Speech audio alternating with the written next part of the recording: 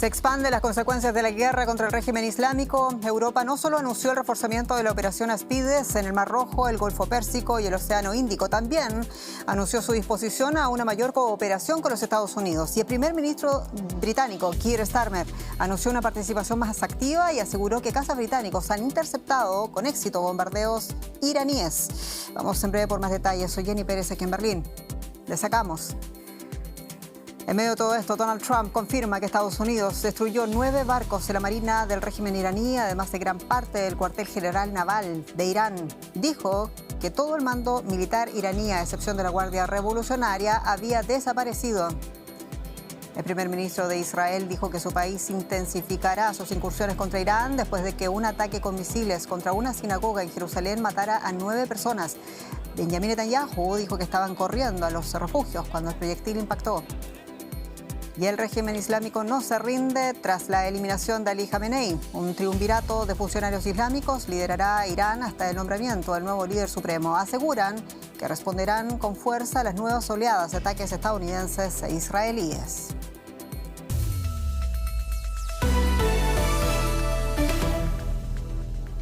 Estados Unidos destruyó 9 buques de guerra iraníes como parte de su operación contra la República Islámica. Así lo anunció este domingo el presidente Donald Trump, quien agregó que tiene previsto hundir el resto de la Marina iraní.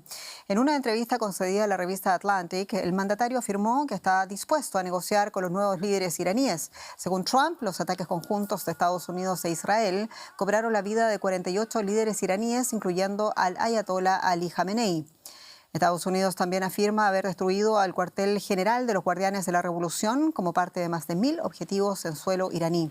Y Trump señaló que su ejército está preparado para mantener los bombardeos en Irán al tiempo que sea necesario, dijo, para lograr su objetivo.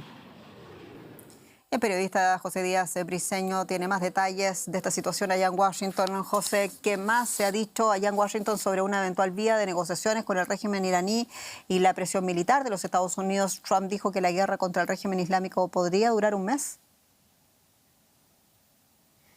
Así es, el presidente Trump considera que la decisión de atacar a la República Islámica de Irán ha sido histórica, algo que él dijo se había esperado desde hace 47 años. Y hay que decir que el presidente insiste en que sus decisiones han sido correctas y necesarias para acabar con un régimen que considera es el principal impulsor del terrorismo alrededor del mundo. Sin embargo, hay que decir que las acciones militares contra Irán eran vistas de una manera muy suspicaz en Washington previo a que ocurrieran. Las encuestas solo daban un apoyo de entre 18 y 21% de la población estadounidense, y es por eso que Trump enfrenta en los días próximos, además de las complicaciones del conflicto bélico en la región y sus repercusiones internacionales, presiones al interior aquí en Estados Unidos, en Washington en concreto. Por un lado, los demócratas intentarán aprobar en algún momento en los próximos días una resolución que obliga a Trump a solicitar autorización al Congreso para seguir con las operaciones en Irán. Y por otro lado, quizá más importante, la posible fragmentación de la base republicana del presidente Trump, pues los miembros de la coalición MAGA de Hacer América Más Grande creen que el presidente Trump de alguna manera ha traicionado a Estados Unidos al involucrarlos en una guerra de alto alcance. Así es que estas negociaciones podrían ser una salida a Trump para enfrentar ambos retos que encuentra internamente. José Díaz Briceño, muchas gracias en Washington.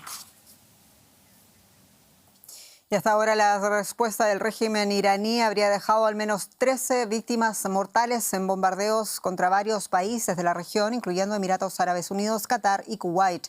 El régimen islámico iraní dirige sus ataques contra Israel y las bases estadounidenses en países árabes de la región, y también contra el portaaviones USS Abraham Lincoln, estacionado en el Golfo. El Pentágono aseguró que los misiles iraníes no impactaron el portaaviones.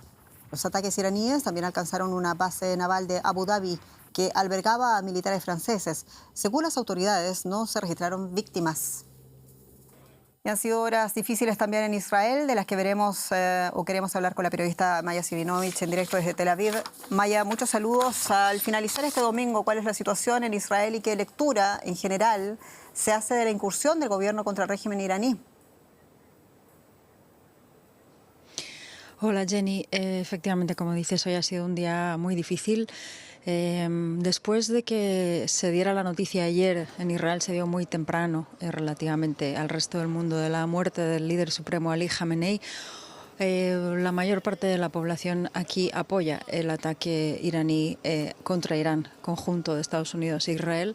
Parecía que había una victoria muy temprana y anoche hubo un atentado, un misil que cayó en un edificio cercano donde yo me encuentro, que mató a una persona y dejó como 20 heridos. Y el misil de hoy, que acabó con la vida de 9 personas que estaban en un refugio, estaban en una sinagoga, como decías, pero estaban cerca de la sinagoga, pero dentro del refugio subterráneo, con lo cual esto plantea más ansiedad todavía a la población israelí, que se ve que un impacto directo de estos misiles que llegan de Irán, misiles de largo alcance, medio y largo alcance, pueden penetrar en los refugios subterráneos, con lo cual son pésimas noticias para la retaguardia. Y la implicación de Israel en esta guerra, incluso su promoción, es algo que divide a la población. Hay mucha gente que lo apoya, como digo, pero hay otros muchos que creen que esto es innecesario y se podía haber resuelto de otra manera, de manera diplomática. Maya Siminovich, muchas gracias en Tel Aviv. Gracias, Jenny. El régimen de la República Islámica no se rinde y en represalia ha atacado a varios países rivales del Golfo que albergan bases estadounidenses como Emiratos Árabes Unidos, Kuwait, Qatar, y hay temor porque estos ataques iraníes amplíen la guerra a nivel regional. Dubái, en Emiratos Árabes, es un destino predilecto de los ultrarricos. Un lugar seguro al margen de los conflictos regionales. Aquí no hay refugios antiaéreos, sino tiendas y edificios de lujo. Pero la burbuja se ha roto tras el ataque de Estados Unidos e Israel contra Irán. Un hotel de lujo en las icónicas Islas Palm fue uno de los edificios alcanzados por la represalia iraní. Según Emiratos Árabes, más de 137 misiles balísticos y 200 drones fueron disparados contra el país. Muchos fueron interceptados. Un veterano diplomático emiratí declaró que Irán cometió un error al atacar a sus vecinos. Algo que, según él, aislará aún más a Teherán en un momento crítico. Esta escalada no hace más que reforzar la narrativa de que Irán es la principal fuente de peligro en la región. Kargash instó a Irán a tratar a sus vecinos con sensatez, antes de que el círculo de aislamiento y la escalada se amplíe. Una andanada de misiles iraníes también fue interceptada sobre Qatar, que alberga la mayor base militar estadounidense en Oriente Medio. El gobierno catarí calificó los ataques de flagrante violación de su soberanía y se reservó el derecho a responder. Como Qatar, los Emiratos Árabes Unidos albergan tropas estadounidenses. Irán afirma que esos estados del Golfo son un blanco legítimo de sus represalias. Bahrein, Kuwait y Jordania también han sido blanco de drones y misiles iraníes. En Amán, los ministros de Jordania y Siria comparecieron conjuntamente para condenar los ataques de Irán a sus vecinos. Reitero, a la luz de los actuales acontecimientos regionales, condenamos enérgicamente los ataques con misiles iraníes contra territorio jordano, así como los territorios de otros estados árabes hermanos. Los ataques cruzados han llevado a varios países de Medio Oriente a cerrar su espacio aéreo, dejando varados a decenas de miles de pasajeros que intentan entrar y salir de la región. Francia, Alemania y Reino Unido estarían dispuestos a cooperar con los Estados Unidos para frenar los ataques de Irán sobre sus intereses en la región. En un comunicado conjunto, los 3 países europeos advirtieron de lo que tomarían, lo que calificaron que acciones defensivas necesarias para destruir las capacidades militares iraníes. Además, la jefa de la política exterior de la Unión Europea, Kaja Kallas, aseguró que la operación Aspides, la misión naval de la Unión Europea en el Mar Rojo, el Golfo Pérsico y el Océano Índico, será reforzada con buques adicionales para fortalecer la seguridad marítima. El ayatolá Ali Reza Arafi, de 66 años, fue nombrado el domingo como el tercer miembro del Consejo Interino que liderará el país tras la muerte del líder supremo Ali Khamenei. Arafi es un jurista del Consejo de Guardianes y, según medios locales, encarna el entrelazamiento entre las autoridades religiosas y la influencia política que define la estructura de poder del régimen islámico. Junto al presidente de Irán, Masoud Pezeshkian, y el jefe del Poder Judicial iraní, Gholam Hossein Mohseni-Ejei, Arafi va a liderar el periodo de transición tras la muerte de Jamenei y los ataques de Estados Unidos e Israel.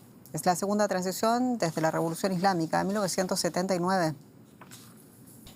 Y vamos por la perspectiva, lo hacemos con quien ven, con Jesús Núñez Villaverde, experto en seguridad y resolución de conflictos desde Madrid. Jesús, muchos saludos. Hablemos, por favor, de la cuestión de la sucesión del régimen. ¿Veremos acaso a un liderazgo funcional, a una especie de transición como sucede ahora mismo en Venezuela, o quizás una mayor radicalización y conflictividad?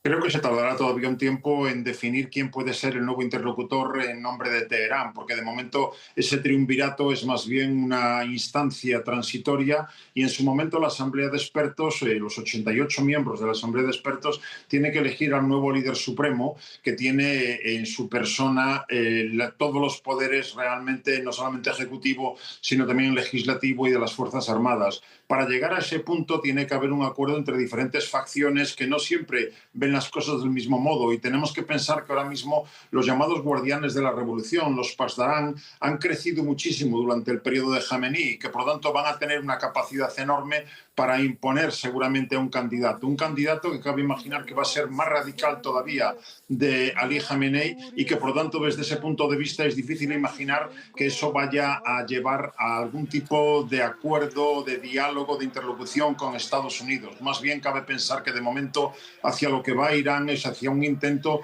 de represaliar, de responder, de no poner la rodilla en tierra frente al dictado que le quiere imponer tanto Washington como Tel Aviv, y que desde ese punto de vista cabe imaginar también que la violencia va a seguir adelante tanto dentro del país como en el resto de los países del Golfo. Muy interesante, Jesús Núñez Villaverde. Muchas gracias en Madrid. Un placer, hasta la próxima.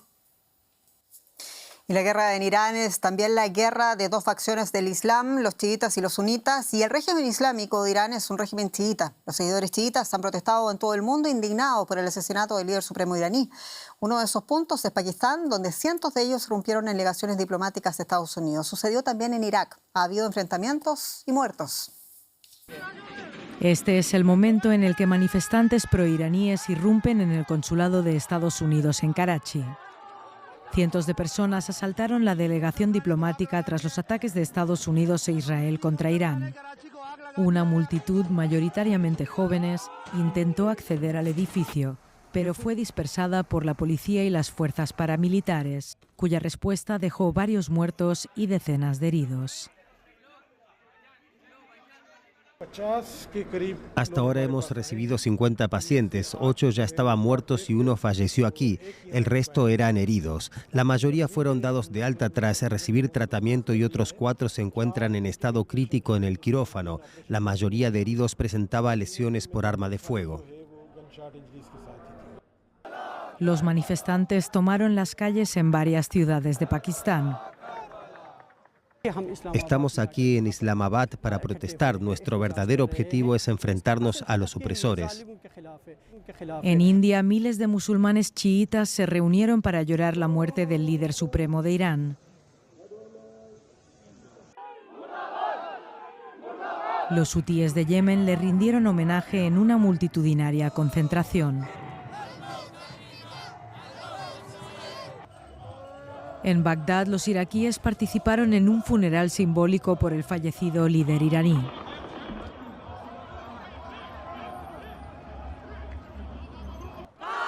El duelo también se hizo sentir en las calles de Estambul. Odiamos a Trump, que vaya a pelear a su país, que deje vivir en paz a los musulmanes. Las consecuencias de los ataques de Estados Unidos e Israel contra Irán se sienten ya en toda la región. Seguiremos próximamente también viendo el detalle de la evolución de la guerra contra el régimen iraní. Soy Jenny Pérez, ha sido un gusto acompañarlos y hasta pronto.